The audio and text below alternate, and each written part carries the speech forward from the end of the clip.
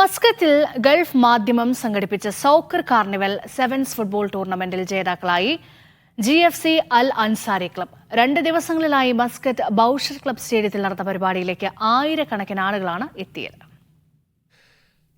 Soccer carnival sevens football ടൂർണമെന്റിന്റെ കലാശക്കളിയിൽ Smashers FCയെ എതിരില്ലാത്ത 2 ഗോളിന് തകർത്താണ് GFC അൽ അൻസാരി ക്ലബ്ബ് കിരീടം സ്വന്തമാക്കിയത്.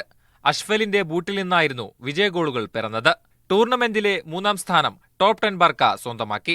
ജേതാക്കൾക്കുള്ള winners trophy Lulu exchange head of retail business Nikhil Basheer, 600 റിയാലിന്റെ cash prize Gulf Madhyamam resident manager Shakeel Hasan, മെഡലുകൾ Lulu exchange corridor manager Abdul Nasser എന്നിവർ ചേർന്ന് സമ്മാനിച്ചു.